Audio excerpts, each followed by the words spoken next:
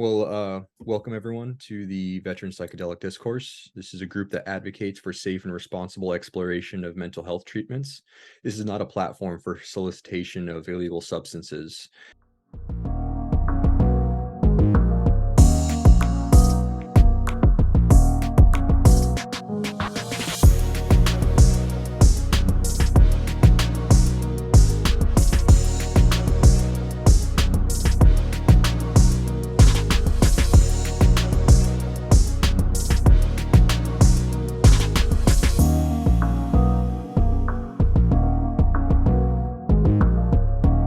So for May, our guest is Chaplain Candi, Wuhrman, and Chaplain Candi is a Army veteran, board certified multicultural chaplain, spiritual counselor, and transformational healing coach with 20 years of experience serving as a hospice, hospital, and prison chaplain. Candi now runs her private chaplaincy, counseling, and coaching practice called Sacred Work with Candi. And Candi's launching her first book entitled Moxie, a hospice chaplain's memoir through grief. This is going to be through Courage Publishing here in 2023. So first of all, welcome, Candi. Thank you for deciding to being able to join us as one of our special guests. Thank you. For our guests that have never been exposed to you, because for those that are regulars here, you've chimed in for a lot of our conversations and really fleshed things out for us, and we really appreciate it.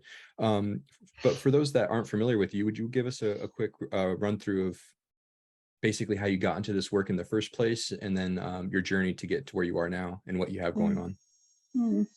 Sure, I'd be happy to. Thank you for having me. I guess I'll start off with saying I was in the Army National Guard, and that's where I was introduced to chaplaincy. I was in the desolate fields of Muskogee, Oklahoma, and needed help. And that person, I didn't know it for years later, and that person treated me humanely. Didn't ogle over me for being Jewish. Didn't ask me a lot of questions, just said, "What do you need?" and helped me get there. And so that was kind of that intro to chaplaincy. Fast forward, I got a master's in spiritual psychology along the way. And then, and thank you for posting those. Which really began to introduce me further to this soul connection of all parts of us. And I began my spiritual journey, in 37 years ago in 12-step recovery. And I say that because it's been an unfolding journey of finding out who I am. And I've always been very drawn to the spiritual journey in that time. And only later went to seminary. And I began really 20 years ago coaching people spiritually. And then I was always on my way to get that professional chaplaincy piece, and then began working in hospice, and then went to seminary, and then got all my clinical training. And so worked in a women's prison, and just all the different pieces along the way within the hospital. And because this is an area for psychedelic discourse, I'll share with you that I began to get interested in, well, I'll back up to say, I had a framework of this was recreational. Psychedelics would be recreational when you're in 12-step program in recovery. That's the framework, that any substance wouldn't be okay. And then I'd been in hospice a long time, went through a couple of car accidents, and then went out on my own. And I began a private practice, which you mentioned, Alex, Sacred Work with Candi, and I began to get some clients who began having their own journeys and talked about psilocybin and talked about other types of plant medicines that they had been experiencing. And unknown to me, I was just doing what chaplains do. We were present to the experience, and so I began to do what we call integration, which y'all know some about, but that integrating, finding meaning in what's going on. Why is this coming forward? What is coming forward? What does it all mean? Some people talked about feeling like they were dying. And what did that mean? Some people were faced with sexual abuse, and how were they going through that? And so I started working with people along the way, and it began to change my framework. And one of the things that I was aware of, and Brian and Alex, jump in if you want to ask follow-up questions as I share this. But one of the things that I became aware of, having worked a long time in hospice and end of life, I saw a lot of trauma. And I saw a lot of people that weren't able to process their trauma. And so it's a term that we call in hospice called terminal agitation. And so people were very agitated because they weren't able to process their trauma. So working with these clients, what I noticed is that they were able to face their trauma a little bit easier. And it occurred to me, I know I have had a lot of trauma in my life. And so I worked really hard to process that and heal. And I'm working with others, I'm very much aware of how it is difficult to process trauma. And one of the things that I noticed very much so is that it became easier for people to process their trauma when they've had a journey, right? With that plant medicine. And then I became aware of, and I'm probably going to jump around, so forgive me, but this is just really near and dear to my heart, that what I really started to become aware of losing my own stigma, my own bias, is that there became a new paradigm, a new framework that was addressing plant medicine use from a casual, conscious, and or therapeutic model. And when we say therapeutic, we don't mean medicalizing it. In fact, I don't believe that that's going to benefit us, because you can't standardize a journey. You can't put it in a box, because it's more of a spiritual journey than it is. There's emotional and mental and physical components, but you don't have, there's more of a spiritual journey, and we can't box up and package up the ineffable, the intangible, the mystery, the unexplainable.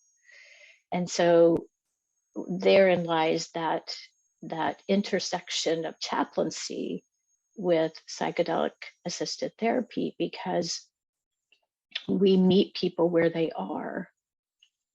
And so to meet people where they are and hold this container for people to allow whatever needs to unfold. So that was that piece. And I'm going to pause right there to just see if you'd like to interject and ask anything of any direction that you'd like to go.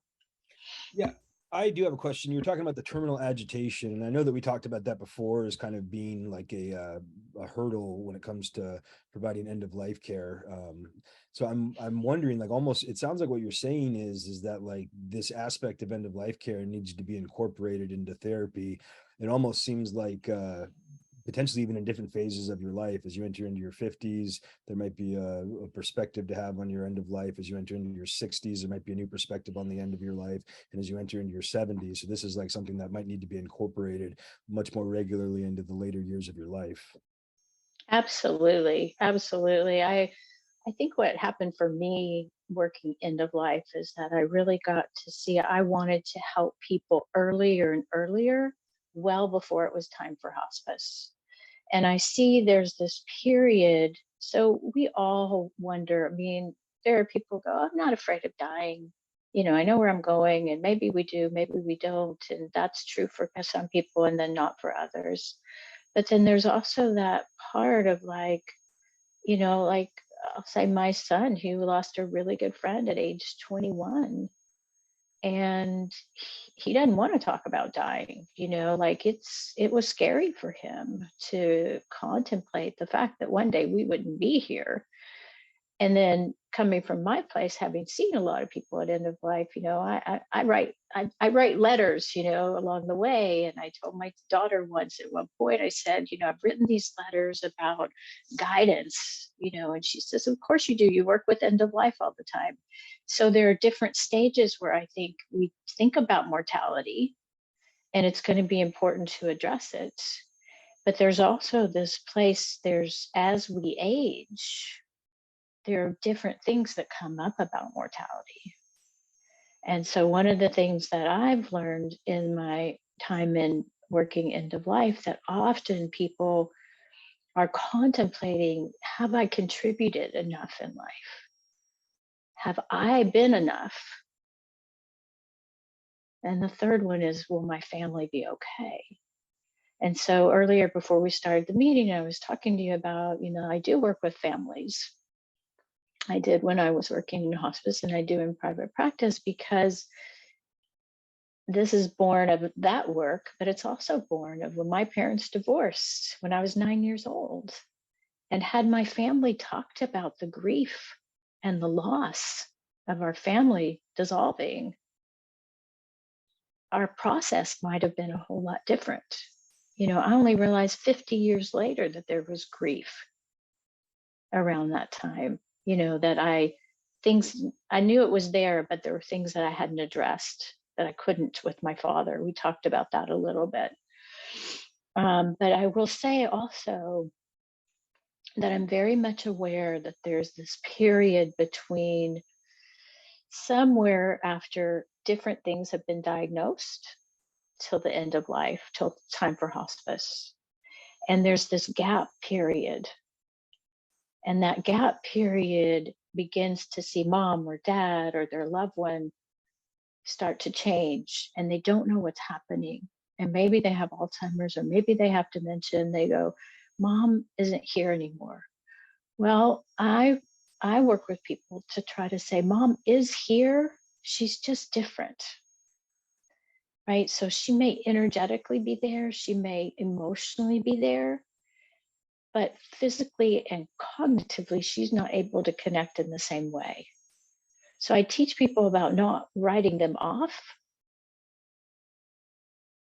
right? Because they're still there and they still need to be acknowledged. And I think that those conversations, so that's sometimes those around the aging, but even the talks about end of life, when somebody has a diagnosis, and having these conversations well before it's time for hospice, not only helps the person that is dying, but it helps the people in the family to grieve much easier, because we're being able to address what we call anticipatory grief.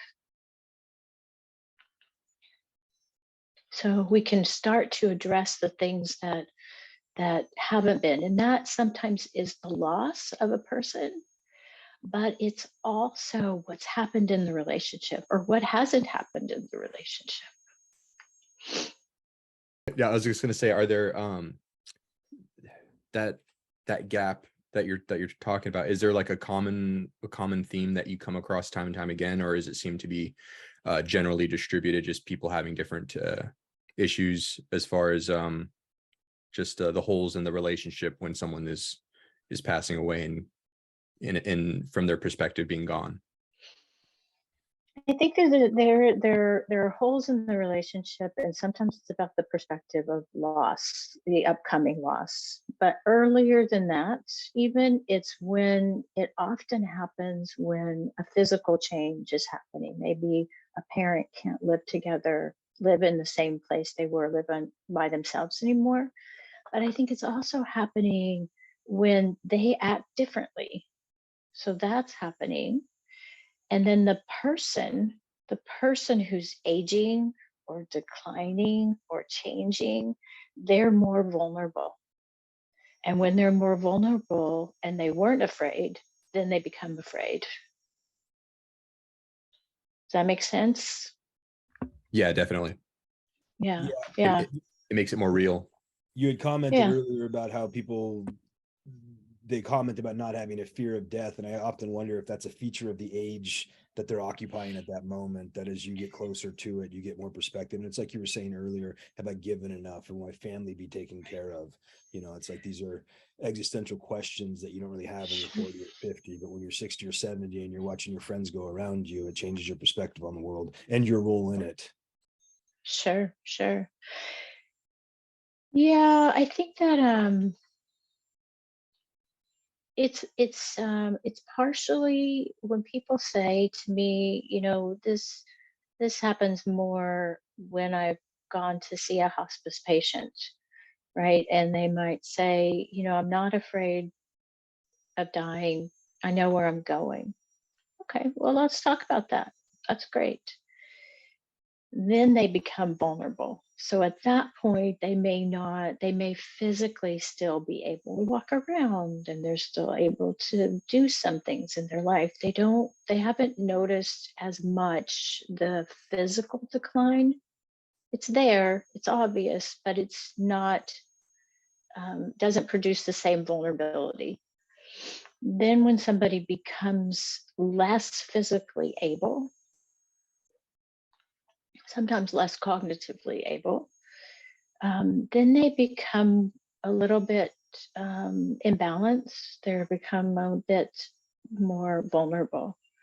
And that's when those fears start to rise. And then there's the contemplation. From a hospice chaplaincy perspective, from an end of life perspective, as a chaplain, I want those vulnerabilities to come up.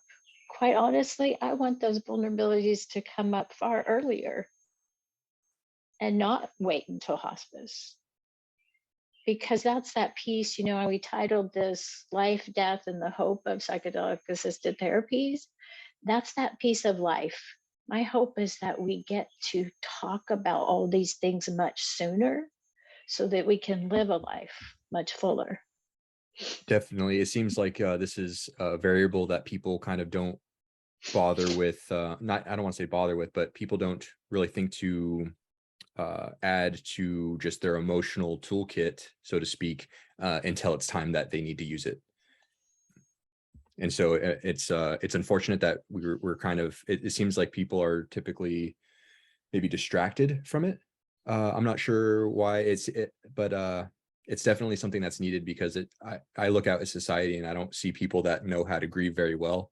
It seems to me that I think we might be able to agree that it's very common for people to default to an unhealthy coping mechanism. I mean, I definitely have had to go through trial and error of understanding myself and how that plays out inside myself. Is that something that you, how close do you get with people and families to the point that are you seeing these people having typically good coping mechanisms, or good or bad? Typically, people don't have good coping mechanisms. We, as a whole. Yeah. And we started sharing about this a little bit before we started. This, you know, so you talked about my book. It's, God willing, will come out in 2023. I didn't intend on writing a book. Okay, but what happened, it just kind of came about. You know, I kind of let spirit guide me, and it just came. But what I really want people to know is that grief is your own experience. And I wrote this in the book that I'm a hospice chaplain, right? I work with death and dying and grief and loss. And I knew I was going to grieve, but I didn't know what it was going to look like. And so I didn't know exactly what I was going to need. Would I be able to cope on my own? Or did I need outside help? And there was a time that I did, but what I needed was somebody to witness. I didn't need somebody to fix me. I didn't need anybody to tell me how to do it, because I didn't write this as a how-to. That's what I want to also communicate, is that those so-called stages that people talk about, they were really designed about the death process. Those were Elizabeth Kubler-Ross, but there are phases, I would say, in grief. But typically people don't have a lot of good coping skills, and part of it that I think is that when big emotion comes, it terrifies us, right? And we think that once it comes, it's going to be like Niagara Falls and it's never going to stop, right? But the truth is that, and I think this plays into part with psychedelics, right? Because we know that psychedelics open us in order to feel. And so typically there have been medications that have closed that down. But we want to be like the lotus to open. And so this place of knowing that your emotions are okay, knowing that there is help to be with you. And again, I go back to chaplaincy, because that's what we do as chaplains. We accompany, we walk with people. We don't say, this is how you have to do it, right?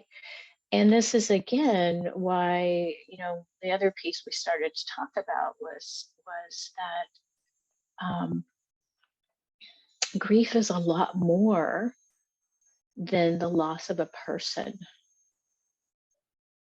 And let me explain that for a minute, because what happens with grief is sort of that opening big umbrella of emotions that happen. But what's happening in that grief journey is that it's opening those little hallways or channels for dealing with relationship. What did the relationship have? What did it not have? How was it fulfilling? How was it not fulfilling? The hope of what it could have been. When I think about my mom and the grief that before she died, I went to a little girl place and like, mama, mama, mama, like knowing she was going to die. And realizing that I had this whole gamut, because I was like in my 50s when she died. So I had she was with me for my whole life.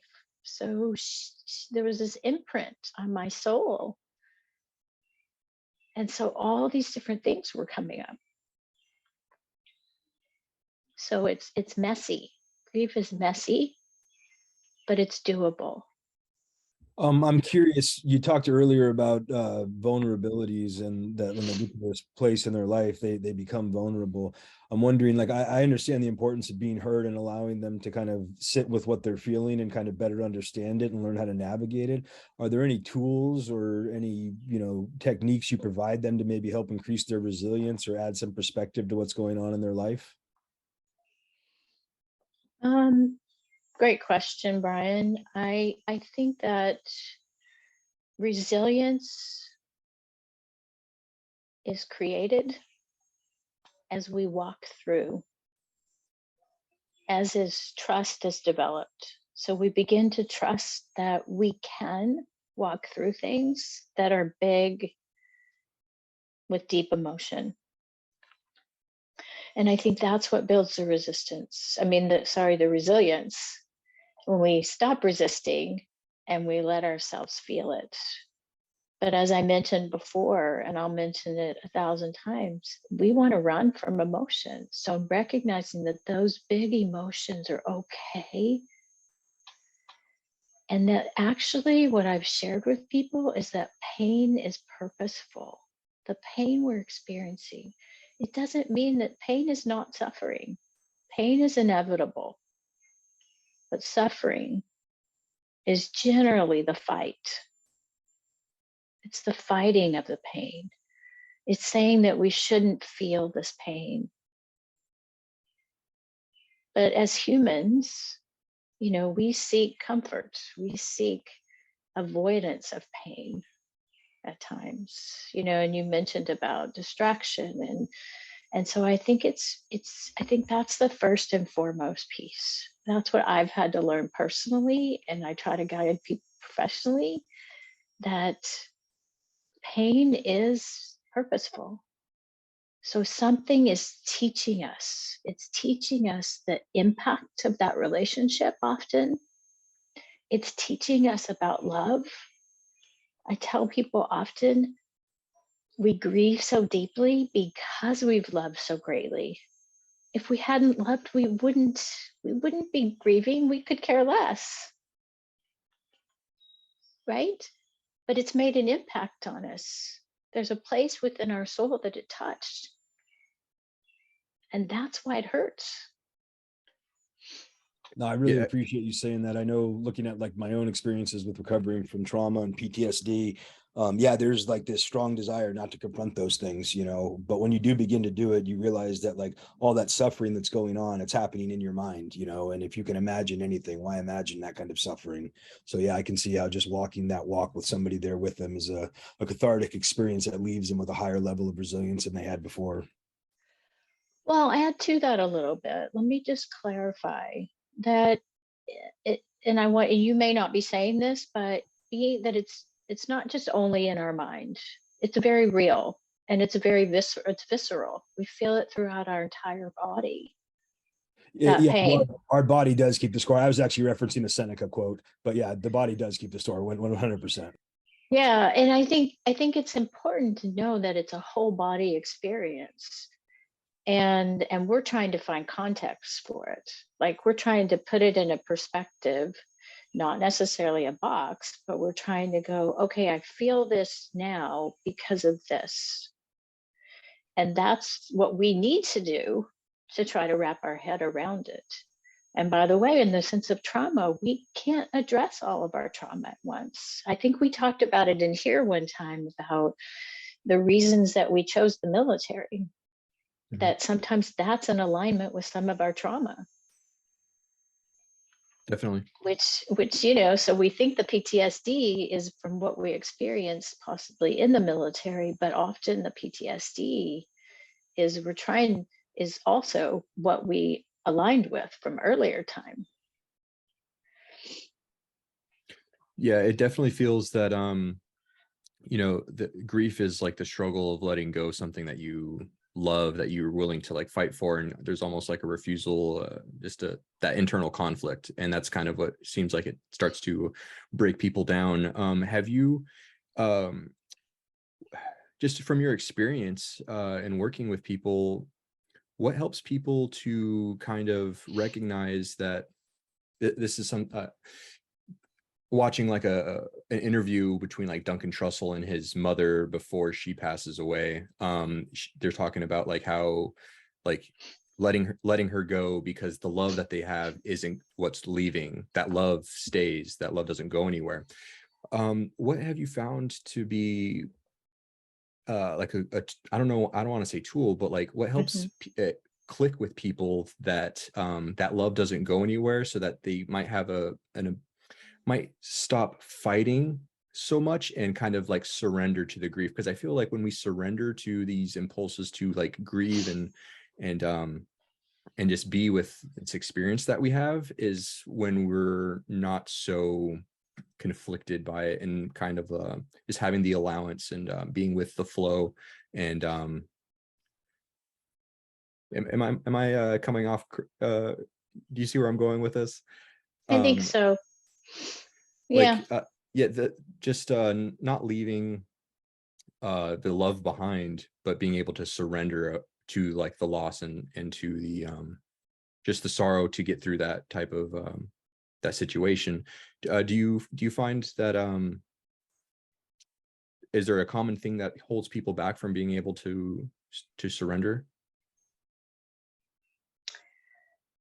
Well, that's pretty packed. So let me unpack it a little bit. Um,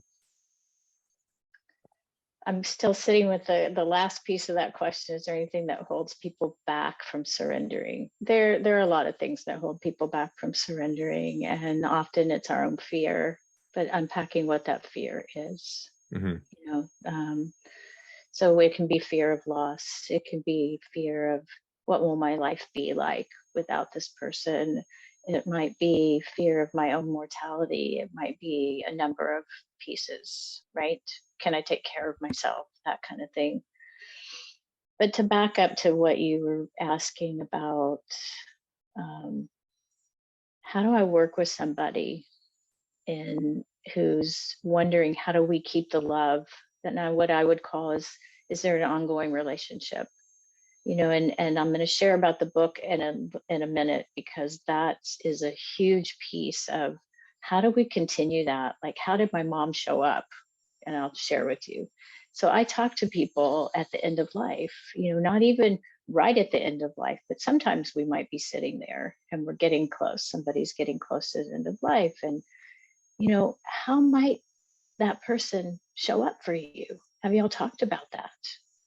So I open up that dialogue, because some people have never considered the possibility that spiritually, in some way, their loved one might show their presence in a way, you know, a sense, a smell, a song, a bird, you know, and seeing their name. These are some of the things that happen for me. So we start talking about those. So I think that's one of the big pieces of like, how do we help people be comfortable in talking about the unexplainable, the ineffable, the mysterious? People come to me and they say, well, I think this happened, or I felt my husband, and is that real? I'm like, did it feel real to you? And they go, yeah, it felt really real. I would say it's real.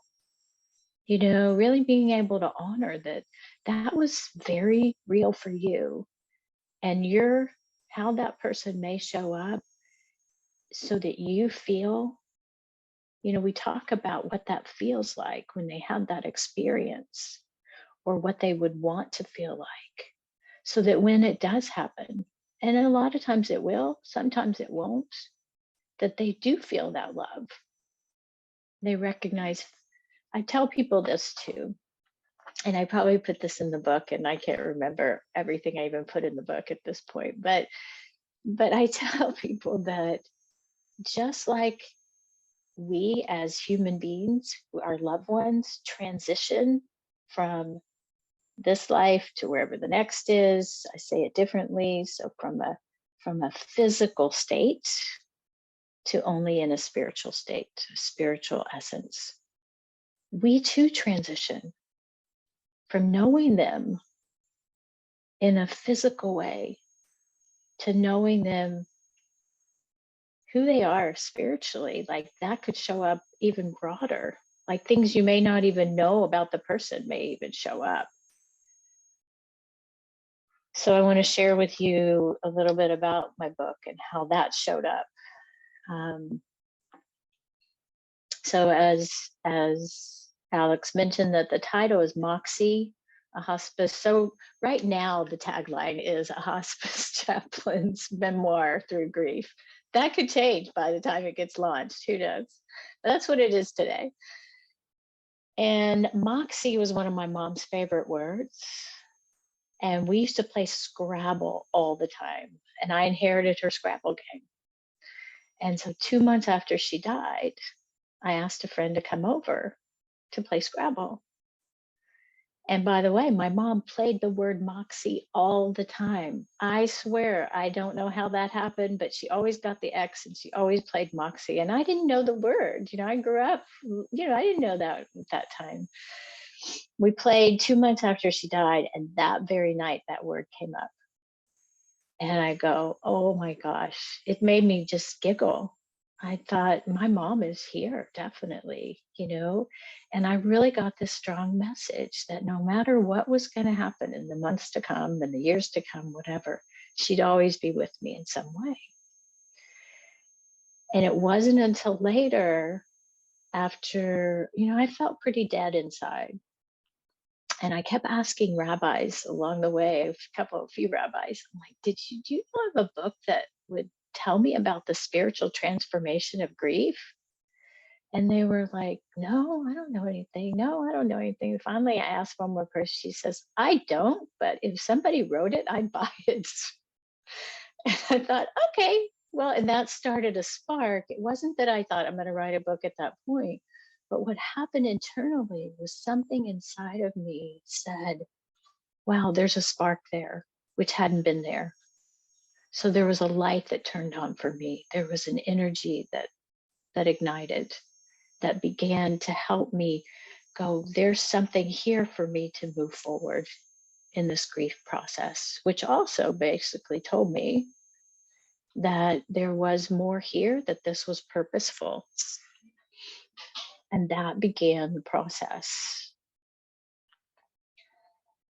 And by the way, she started to show up. I'd see her name on packages of food, and I saw her name in clothing stores and and hummingbirds. So I talk about all this in the book too.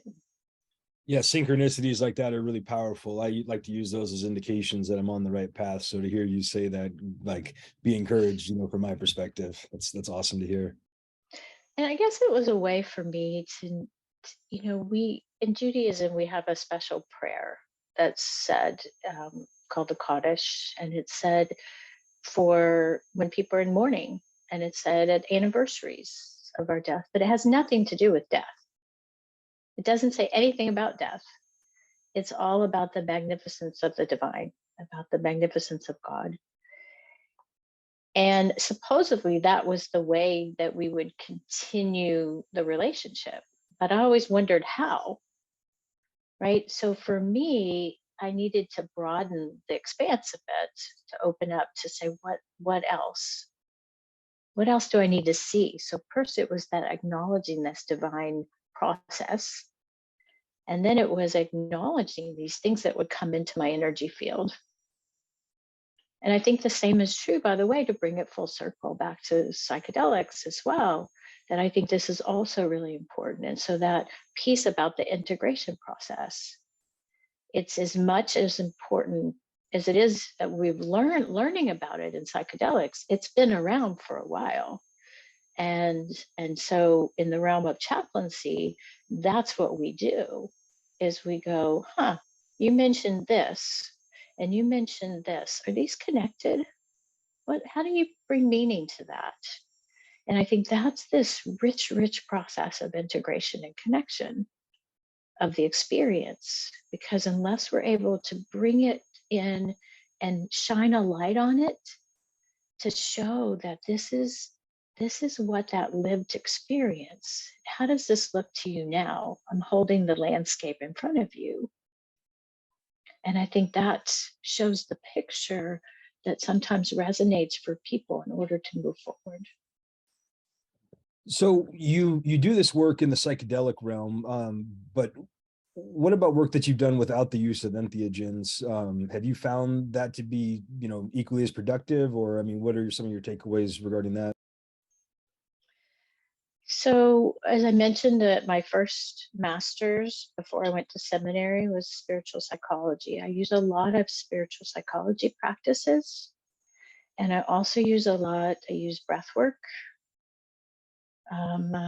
I've done holotropic breath work, and then I'm about to become a facilitator for neurodynamic breath work online, particularly because it's online, so that I can help people further and wide, because psychedelics may not be the right thing. Somebody may not want to do psychedelics. They may only want to microdose. They may want to do a heroic journey.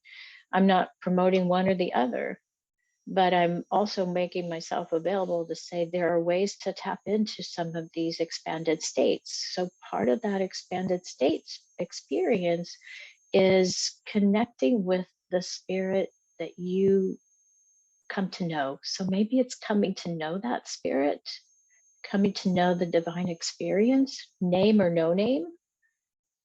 So it doesn't have to have a particular name, but it's a particular experience. And being able to tap into that energetic experience, which is often somatic, which is often embodied, to be able to follow that energy line. Sometimes it may be parts work, is what they call it today. I knew it as neurolinguistics programming. I knew it as is being able to just tap into the different aspects within ourselves. And then there's a big process that I use, which is compassionate self-forgiveness. It's looking at the whole realm of our belief system, our misperceptions, misunderstandings, and releasing those, which also helps us go into that place of being able to tap into intergenerational patterning and the intergenerational patterns that we've adapted to. So energetically, we can release those. And when we can release those, we can open up the channel into something greater. And so being able to walk into that and sometimes letting go of our old story. And that's again why that integration, we call it integration. We have different names for it probably along the way, but it's become more of a familiar name for it. But be able to tap into what is that and the story, and being able to release the story so that we can tap into what's true for us. Does that make sense to you?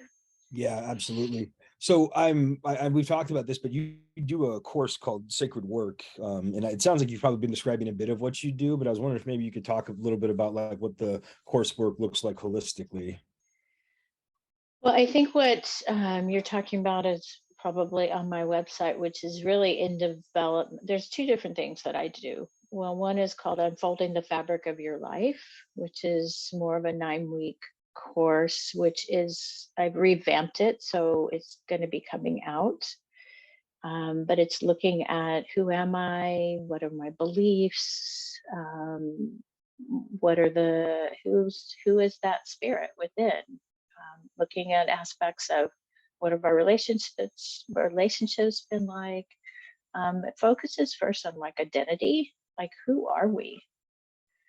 So often we don't really know how to put that in perspective. And so we want to, run the other way, but really feeding into what's our heritage, really knowing that. And then later being able to tap in more spiritually of who we are as spiritual beings, as well as pieces around grief, the relationships we've had, and grief and death and dying. How do we feel about mortality, and all of those pieces. The further piece of what you're talking about is sacred living and dying, and that is in development. It's the components that have been going so far have been being able to walk through kind of what we talked about earlier and earlier. So with somebody from diagnosis, through aging, through changing, through end of life, as well as bereavement for the family. And so that's a hope that I have to further develop it. It's in process. So that people have that opportunity to have those sacred conversations, that we don't want to wait till the last minute. That's the thing that I am most passionate about. I feel like it's going to help people have more connection and more understanding about what's happening in their relationships and what's happening for themselves as they approach that. This is real stuff that happens. We all are going to die, but how we die and when we die, it's to be determined. It sounds like thematically you're kind of going through a process of trying to create some congruence in these people. You talked about helping them find their identity. I know that a lot of us are normally just like chaotic, exaggerated echoes of our parents. So I really appreciate that. I'm curious if you have any, obviously withhold, personal information, but any experiences that you've had where you've seen that radical transformation, or somebody becomes a more congruent, authentic version of themselves. Kind of see like the flipping of the coin where it's like this whole new person appears. Do you have anything to share about that? Well, I could share personally when I really started to tap in more vulnerably to my own journey about who I am was after I went through these car accidents when I worked in not the last hospice I worked in, but previous. And I was on leave, and I didn't know what I was going to do. I didn't know what was going to happen, and I kept hearing that it's you need to ride this out. That was my internal message. But really, I didn't know who I was without that hospice job. And I really knew that I was supposed to be making a change, but I didn't know what that was. And I knew that what was going on for me was purposeful, but it meant that I had to live through some discomfort. I had to live through. It's like, I think what we do is we attach to the identities either we think we're supposed to have, or what fits with our career title, or what, and I think that the spiritual journey of that is opening up to what the divine presence wants us to have. Like, what is it what's that energy we're supposed to follow? Is there a joy line we're supposed to follow? Is there an integrity line we're supposed to follow? What I was experiencing was incongruence from where I was, and I had to tap into what was my truth. In 12-step recovery, we say, to the truth will set you free. To thine own self be true. It's like I had to continually seek that truth. And so I kept hearing that I probably wasn't going back to that particular job, but I didn't yet know what it was. And there were pieces of my past, of my intergenerational history, that I needed to address, that came forward in this discomfort that was part of my journey to deepen my trust. So that what I was hearing was, okay, so the message was that you're not going back, but what am I going to do? Like, what is going to happen? And after a year, and I resigned from that position, and then I started, I knew I was supposed to start a private practice, which hasn't been easy, right? And so I have to still tune in and listen and go, okay, what's the next thing on the horizon? What am I supposed to do now? How am I supposed to be of service now? And so part of that, coming into the awareness of, who am I now? Does this align, or does this align? Or maybe it's not either one of A or B. Maybe there's a C that hasn't been revealed yet. Well, it's pretty uncomfortable. And I think living with the uncomfortable, but I like to tell people, put your hand on your heart, maybe one hand on your belly, and feel and connect. Trust your process, because you'll be guided. And I can't share that. I can't say that to people unless I do it myself. That's my big thing. It's like, I don't suggest anything to anyone that I work with without doing. That's what I do myself. So Yeah, I liked. so I really No, appreciate. go ahead. you talking about seeking out new purpose. Alex and I were talking about that yesterday, about how important it is for people to have purpose in their life. And when you fulfill that purpose, you need to look for the new thing to have purpose in. And when you don't, it's kind of like you're almost setting like an expiration date for yourself, because like we need purpose. We need to be improvisationally seeking that new thing that's a reflection of who we are. Absolutely, absolutely. And I think about it in this realm of psychedelic work. There's a part that I can practice today, and there's a part that I cannot. So, I work with people on their contemplation about it. So that might be they're thinking about it. There maybe I can work with people on set and setting. But I can also do integration. And I do multiple pieces of integration. And it's not just a one and done, because, it's unfolding again and again and again. And I think that's hugely important. But the journey itself, where it's not just readily accessible at this point. And I say that because I think, with prudence, to practice. But certainly if somebody's already contemplating it, I'm certainly here for that, and can certainly help people process through that. And I also, I would ask people, what is it that you want? What may be the feelings or feelings that you want to bring forward? What kind of change do you want in your life that you're hoping? One of the things that really appealed to me was the release of fear constructs. The ability to have things that you have no idea what they are, that could collapse and just dissolve. But having those things that we've leaned on, that have been how we are sort of made up, if you will, and those things fall away, there is that big question of who am I now? And I think it's a really important question, and one that I don't take lightly at all, because it can throw somebody really off their center when they thought they were one way, and then they're opening up to another.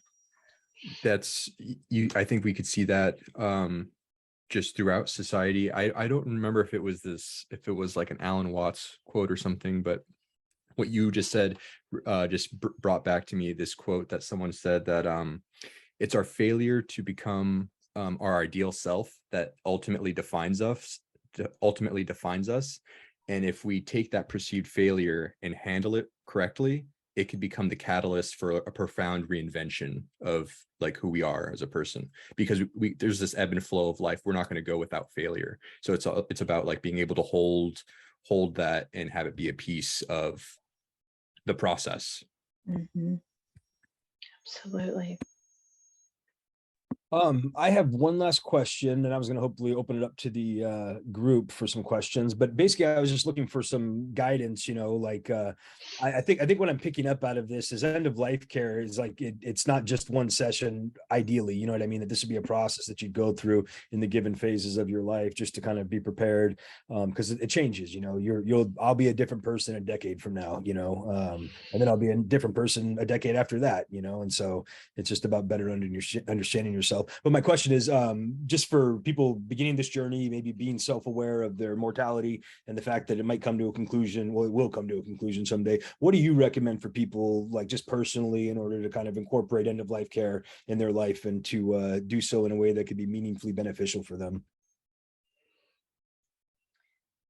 Well, first off, I'd probably rather come up with a different name for it, because end of life care presumes that it's right at the end of life. And I think it's life care, really. And it's being able to talk about this much sooner, not just end of life, but what's happening in life. I think it's really being able, what you mentioned about this kind of whole process, it's like at different stages or phases within our life. So say, for instance, somebody's gone through a diagnosis. Well, their concerns now at one point, at that point, may be very different, will be very different, because somebody gets a diagnosis, maybe they're going to have treatment, but it's maybe at some point they don't want treatment anymore.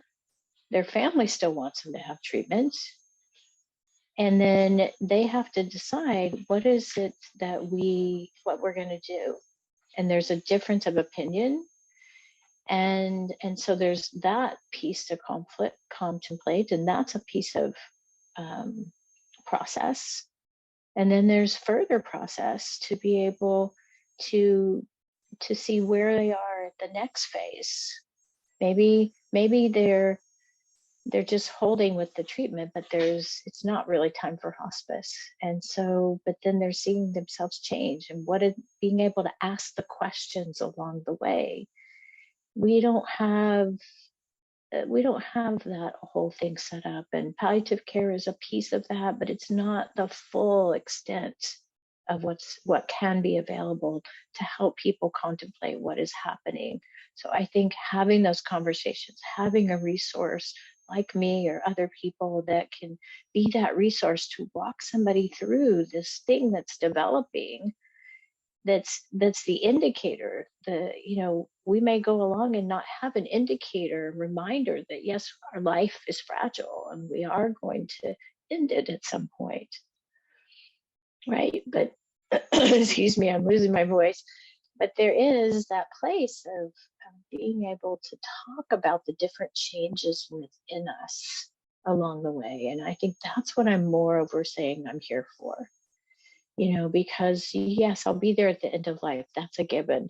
But what if we could talk about all of these different things that can happen, will happen, most likely will happen, even though people like my mom said, I just want to go to sleep and not wake up. Well, that would be great for you, not so much for me, but I want what's best for you. But this is how it actually does happen most of the time. So for me to be able to share that with people, that alleviates a lot of that fear. And it opens up questions that we don't have to be afraid of. Sure. What does that mean, right? It's like, that's one of the reasons that I think that I love the psychedelic journey, because for the comparison of end of life, the end of life journey is the most spiritual time that I have ever encountered, and it never gets old. It's like there's this journey that's happening, right? And it's this in and out of lucidity at times, and there's something that people are seeing that are indicating that there's something there for them. There's a spiritual aspect. There's something. I've had people that I go, they come back into this consciousness. I go, did you see something beautiful? And they go, oh yeah. I wonder if that was a piece of heaven. Go, really? You think so? Like, well, what do you think? Or they may encounter God, but they're still in that journey of preparation. And so that soul journey is beautiful. It's amazing. And it's what helps people prepare for moving into that next realm of the spirit. So in my own experience, I lost some friends when I was pretty young, when I was like elementary school, and wow. did not know quite how to handle that. My parents, being very religious, were kind of having me lean on that. In your experience, just the whole concept of grieving. I don't have children of my own, but I'd like to have this kind of context just to have prepared. Is like, what would be a good, is there too young to start introducing these concepts? And like where's your stance on having a conversation like this with like children, just to have prepared to be able to know how to handle grief? It's a very adult emotion to have in a little body, and I feel like it's hard to being able to hold someone's hand and walk them through grief without any type of preparation. Where do you stand on and land on that? I think with kids, the best place to be is honest. Mm-hmm. because they know what's going on. They may not be able to articulate it, but they know what's going on, right? And so being able to let them lead, them be able to say, I'm going to miss grandma, right? Well, of course, what are you going to miss? Like having the conversation. Kids are great. Kids are great at that. They want to have the conversation, right? And we're the ones that, the adults are the ones that generally want to shut it down, right? But the kids will go, well, I really like how grandma did this. They're still going to have the same feelings of absence, especially when grandma was in the home, and that grandma was around all the time, or grandma did this, and those things are very real to be acknowledged, just like they are in us. And so kids are amazing. I used to work with trauma intervention program, and I remember going to a big trauma, it was huge family, probably 30 people, and it was an acute death, and I was sitting outside with one of the kids, and he says, I'm going to miss, I don't remember the person's name. I probably wouldn't have said it anyway, but, I'm going to miss so-and-so. I was like, yeah, it makes perfect sense. I miss my dad. My dad died when I was 33. And so being able to really be real with that person, to not deny it, or not say things like, oh, well, they were sick, and you might say that they were sick, but there's certain things of being cautious, and the person I trust that the person talking to their own child will know their child, right? And being able to recognize their fear. There may be fear in not wanting to share with their kids, but recognizing that it's their fear, to work with their own emotion around that, to be able to answer their child's questions is really important. And so sometimes the things that are said, like, so-and-so went to a better place. Well, how do we know it's a better place? We don't really know that. That's just us trying to make it better. Right? So being able to really see, like, it's okay to be able to say, I don't know. I don't know where they're going. We think we know. There might be a little place of this, but even if we know, the truth is that we're trying to make sense out of it. And so being able to really see that this is uncomfortable, and it's going to be uncomfortable, and that's okay, because we're missing something. I'll share this little piece that just is, in Judaism, we have, obviously, I'm a Jewish chaplain. I work ecumenically. So I work with all different religions and multicultures, but I personally am Jewish. And in Judaism, we have this thing when somebody dies, we tear a ribbon. It's a black ribbon, because in olden days, they tore their clothes. Well, it's so apropos, because something is torn within us. There's a piece of us missing. And so there's that acknowledgement that there's something missing. And so being able to be very real about that's why we wear it. It's going to take time to heal, and there's no time frame. Yeah, it seems like a lot of people expect when they think of grieving that the healing would come within, I don't know, a month or two. I don't know. For some reason, there's like this unspoken, like, weird short timeline, when in reality this could take like years and years. It's hard to put such a cap on it. Right. And I think, see, my mom died 5 years ago now. 5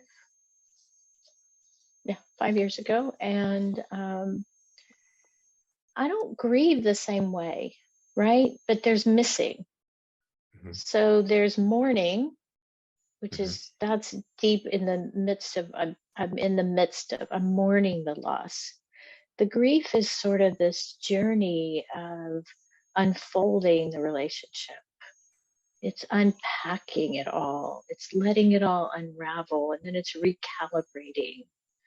and finding purpose and meaning in it all. That's very different than mourning. And then there's this missing. There's this, wow, Mom, you really would have enjoyed. We have such beautiful springs here in Portland. I, don't want to walk. And I'm going, oh my gosh.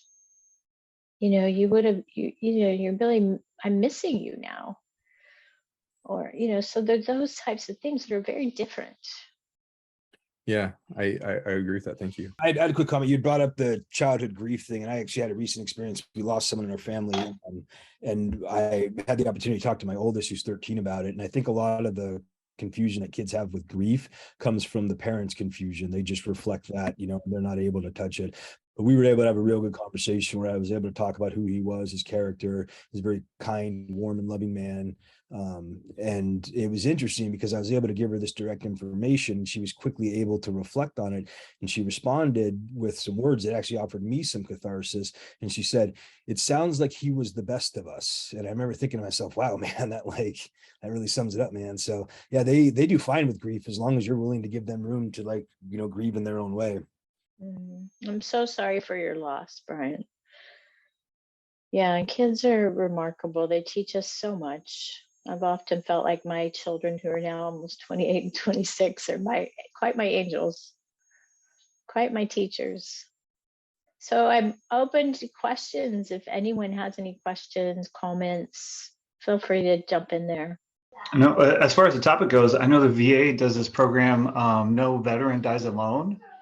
And I've only heard about it, but where volunteers spend moments with veterans at the hospital. And I was just curious if you've heard about it, or if anyone here knows how to get involved. I don't know about No Veteran Dies Alone, but I used to know about it. No One Dies Alone. It was probably built on either, I don't know who had it first, but No One Dies Alone, so that there are people that sit vigil with people. Oh, that's great for anyone. Yeah, but I will say something about that, and thanks for that, Josh. Often people have said to me that I didn't make it on time. I wasn't there when Mom died. And moms often, I don't know about dads, I haven't heard this as much with dads, but moms often prefer to die alone. That what I have come to understand is that it's painful for them to leave their children. And so often you'll hear stories about somebody seemingly is hanging on, which, by the way, that timing in my mind is purposeful as well. It's perfect. But that just letting them know, okay, so-and-so, we're going to get dinner now. We're leaving.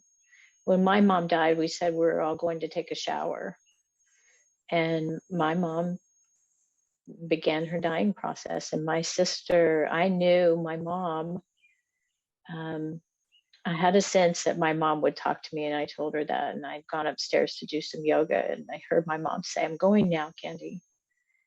And then the nurse came and got me and went and got my sisters, and my sister was with her for her last breath.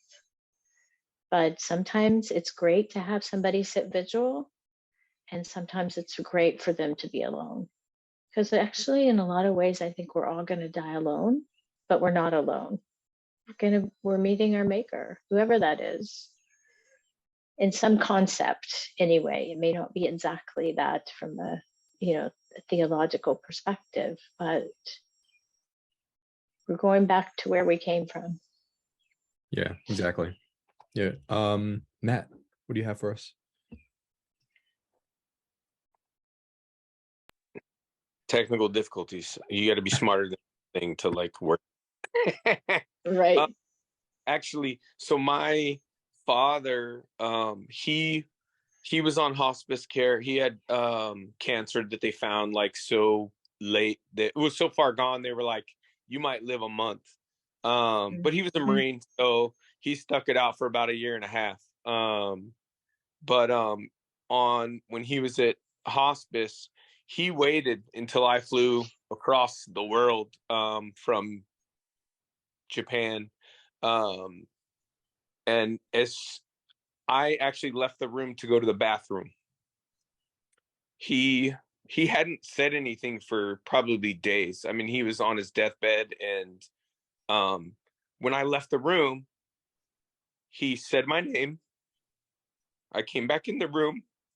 We all told him, like, it's okay, you can go, Dad. And then he went. But he waited till each one of his children said, you know, hey, we're here. It's okay. You can go. And he did.